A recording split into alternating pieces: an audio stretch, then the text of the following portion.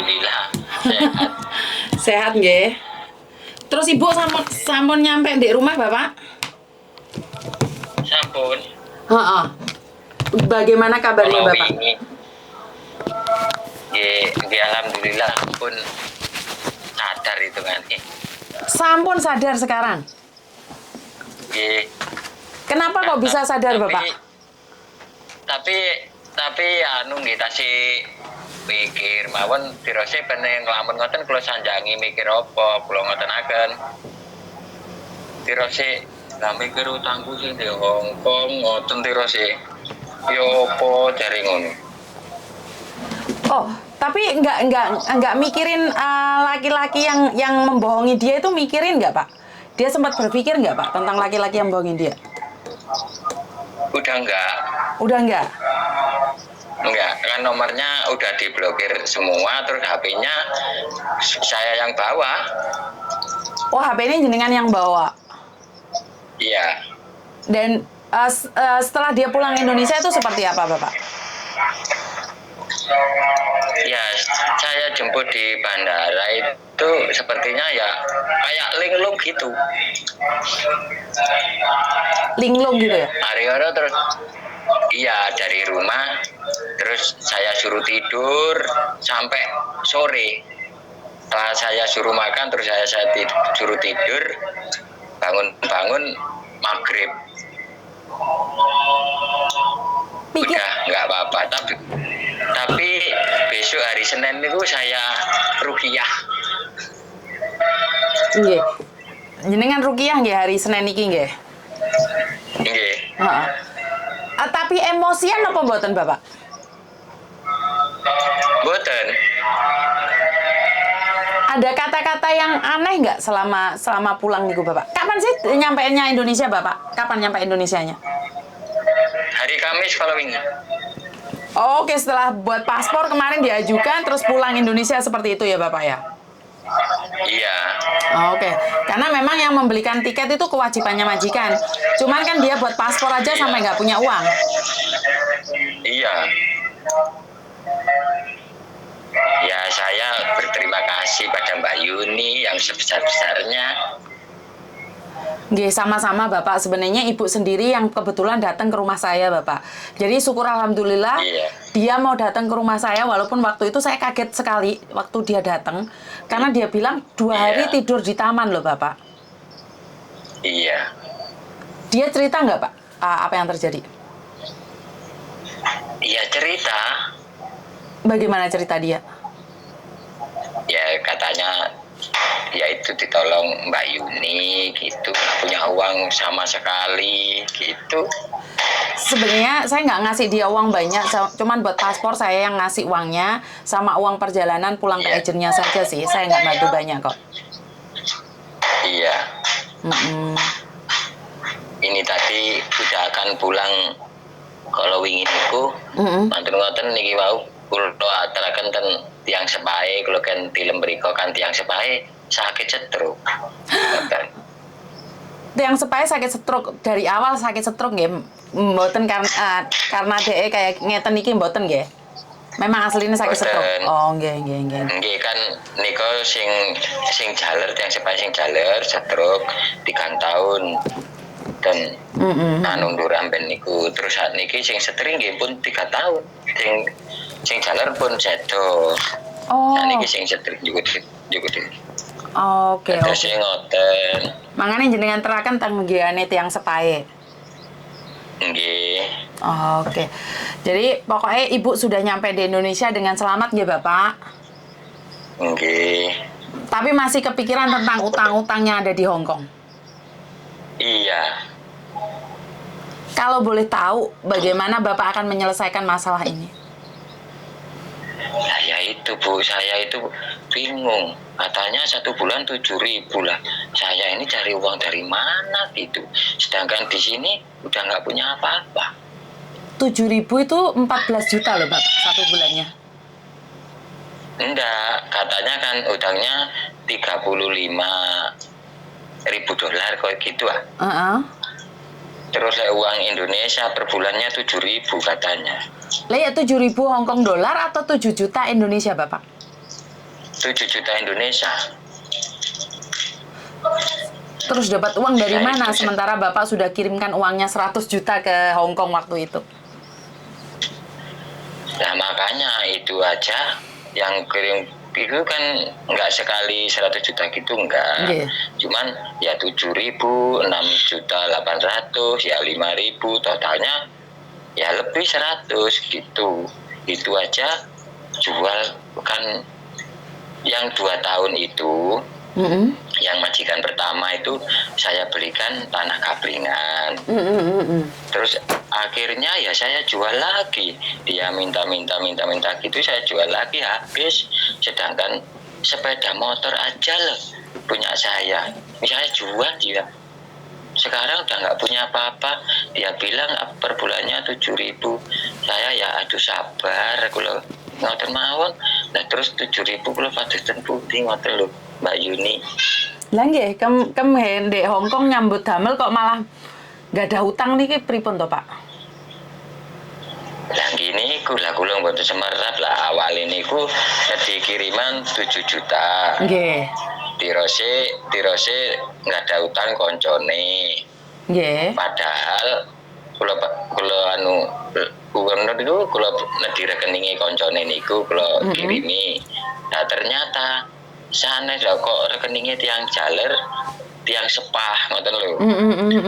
Terus pun dangu ngoten kula tangleti mawon sakjane si wong tuwek apa terus si kepalae koperasi ngoten. Lah waktu niku mari yo 7 juta ten kula terusipun kula cengetenaken wis akeh utang enggak wis ya ngoten. Lah mantun ngoten binjingi ngoten ngebelten adike nek dikali dosa terus diuber-uber rentenir. Paspor dilebetaken rentenir ngoten dadine temriki niku nggih ngapusi tok.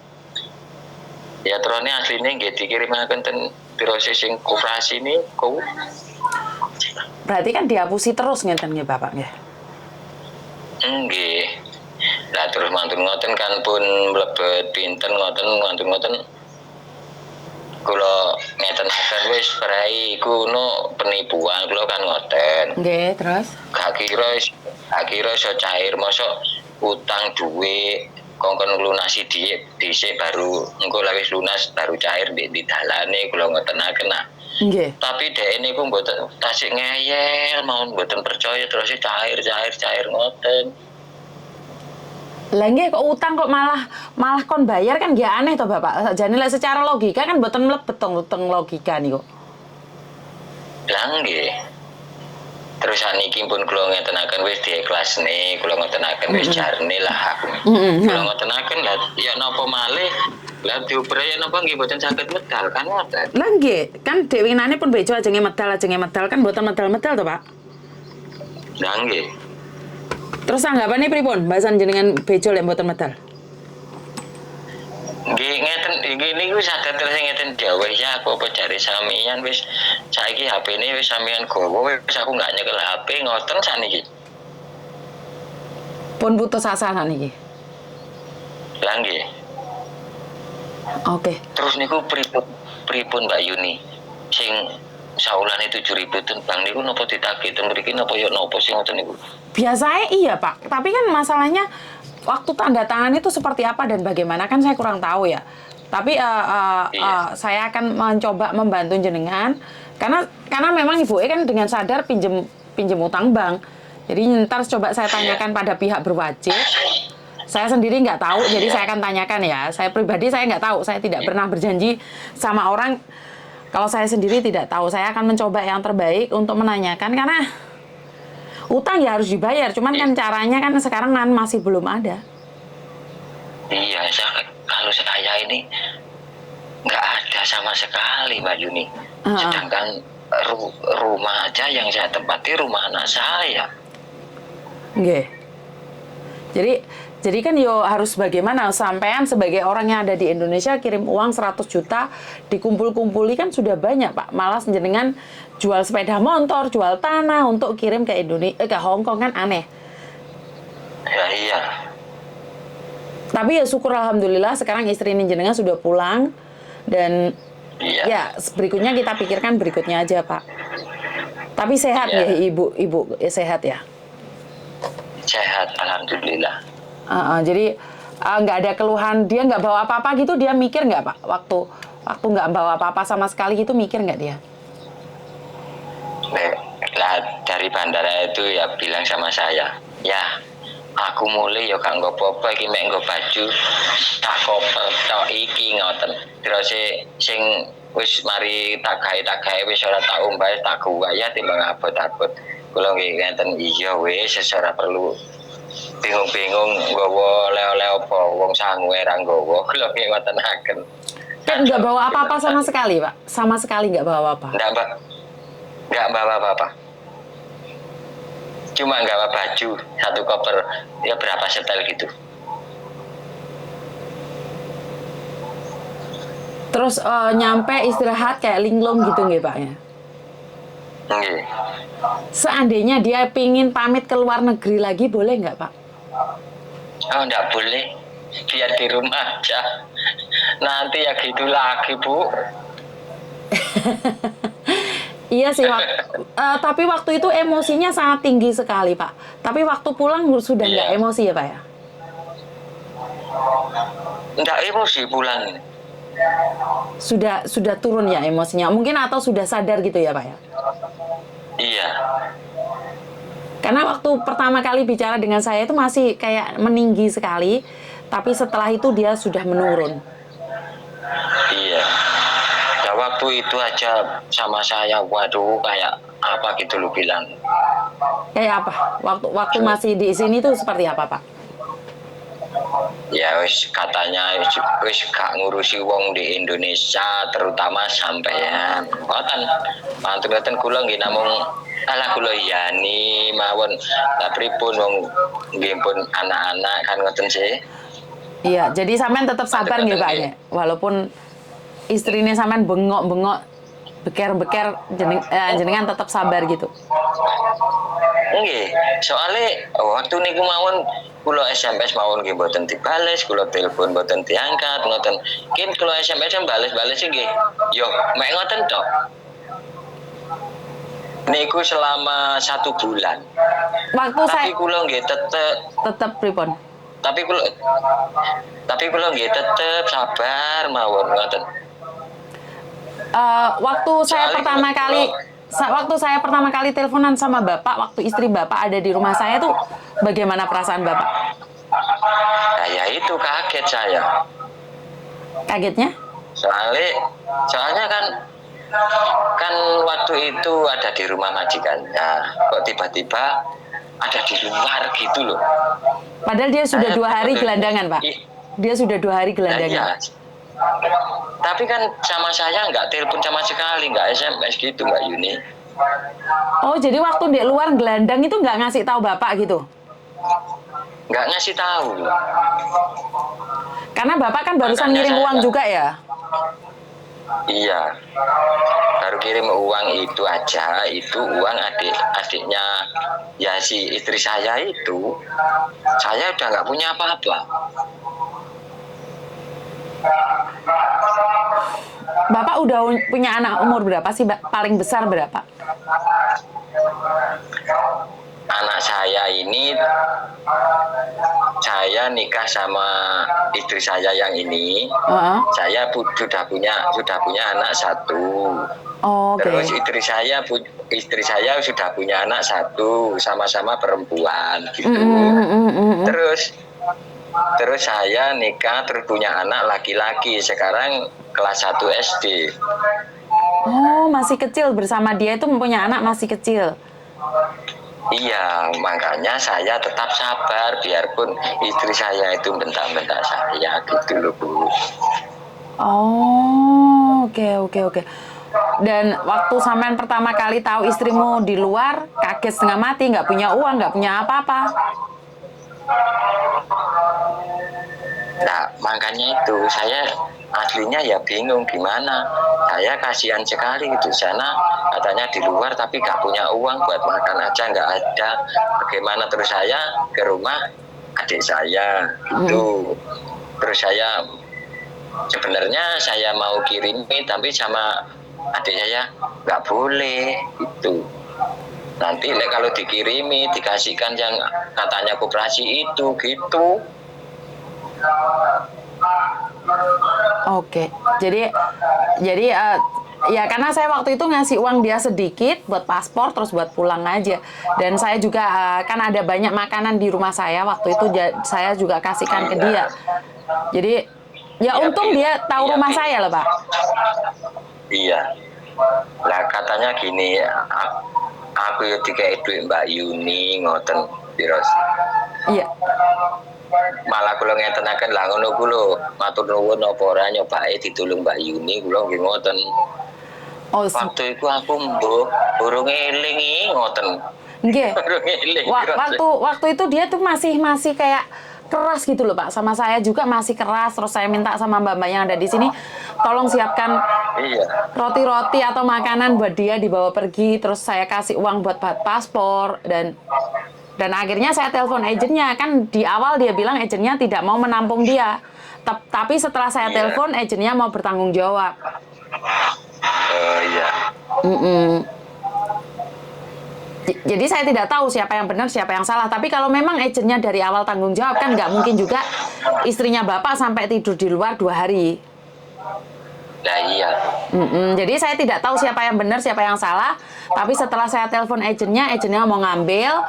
Terus KJRI juga langsung mau membantu gitu loh. Iya. Soalnya waktu itu istri saya kan emosi ngoten terus aku. Iya, emosinya tinggi banget, Pak. Tahu nggak, Pak, dia datang ke rumahku bawa koper, dia merasa bahwa kan Miss Yuni selalu bantu orang, kenapa nggak bisa bantu saya gitu loh. Nada-nadanya itu kayaknya saya tuh wajib bantu dia gitu loh. Iya. Ya, saya terima kasih sama Mbak Yuni gitu. Sekarang istri saya ada di rumah. Sudah ada di rumah nggih, Pak nggih? Ya sudah, saya berterima kasih sekali dan bersyukur. Kalau memang utang memang wajib dibayar, cuman memang pelan-pelan kan nggak mungkin juga langsung, namanya orang masih barusan keapesan nggih Bapak nggih. Nggih. Sing sabar, semoga usaha kita tidak sia-sia, kesabaran kita membuahkan hasil nggih Bapak. Semoga tetap sehat. Diparingi kesabaran sing tambah-tambah. Ini ujian dari yang buat hidup kita ya. Matur nembah nuwun nggih Bapak. Nggih Mbak Yuni. Nggih, monggo. Assalamualaikum. Waalaikumsalam.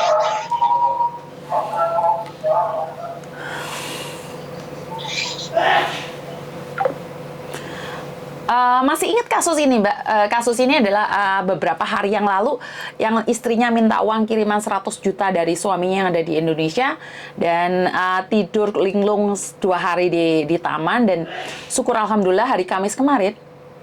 Hari Kamis 2 hari yang lalu sudah nyampe di Indonesia dan sudah sehari yang lalu kemarin ya.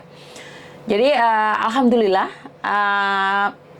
sudah nyampe rumah karena waktu itu emosinya masih sangat tinggi sekali ya, saat berbicara dengan saya pun masih agak meninggi, tapi ya syukur alhamdulillah udah pulang Indonesia. Akhirnya dia sadar bahwa bukan saya yang memberikan uang itu, Mbak. Sebenarnya itu adalah uang titipan yang selama ini kalian titipkan pada saya. Kan banyak mbak-mbaknya yang datang ke sini ninggalin amplop, ninggalin lesi ke saya.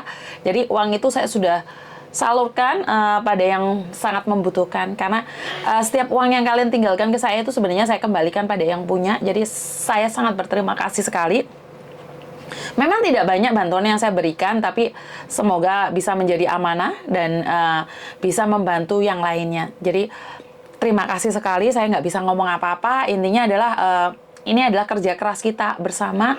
Jadi sebenarnya buat keluarga yang ada di Indonesia juga sebaiknya menyimpan nomor saya ya, walaupun nomor saya sangat sulit sekali untuk dihubungi. Mungkin anak saya yang bisa dihubungin atau Arjen Yuni, nomor HP-nya Arjen Yuni. Jadi kalian bisa menghubungi dan yang paling penting adalah kalian punya alamat rumah saya. Jadi kalau ada apapun kalian bisa datang. Dan gini loh Mbak, kalau minta tolong itu sebenarnya ada sopan santunnya ya. Jangan merasa bahwa Miss Yuni itu wajib bantu kalian. Itu kadang-kadang saya nggak ngeh banget gitu loh. Saya tuh kadang-kadang mikir, iya saya bantu kalian. Cuman kalau kalian merasa seolah-olah aku itu wajib bantu kalian, itu bikin orang yang mau bantu itu nggak ngeh banget gitu loh. Apakah saya perhitungan membantu? Ya perhitungan nggak sih? Wong saya nggak minta bayaran dari kalian, dan juga konten-konten ini adalah untuk memberikan masukan pada kalian. Jadi kalau kalian berpikir bahwa kan Miss Juni bantu orang, siapa aja kan bisa dibantu sama Miss Juni. Iya, tapi kan sopan santun itu harus ada ya. Jadi etika kita sebagai orang Indonesia itu sebenarnya harus ada ya Mbak ya. Jangan merasa bahwa kalian itu seolah-olah mewajibkan saya untuk membantu kalian. Sebentar ya Mbak ya. Meminta ke saya untuk mewajibkan membantu kalian, ini yang kadang-kadang membuat saya nggak ngeh banget. Sebentar, banyak sekali yang SMS saya tentang paketan barang ini. Oke, jadi buat mbak-mbaknya di luar sana, saya selalu bilang bahwa saya membantu kalian dengan ikhlas, tapi ingat adab. Jangan merasa bahwa saya mau membantu kalian, terus kalian seenaknya saja. Sebentar ya. Jadi harus ada sopan santunnya juga, namanya manusia kan nggak boleh dong seenaknya sendiri, benar nggak? Jadi harus ada cara-caranya sendiri untuk agar orang prihatin sama kalian. Lah, waduh, sudah ada telepon masuk, jadi saya minta maaf.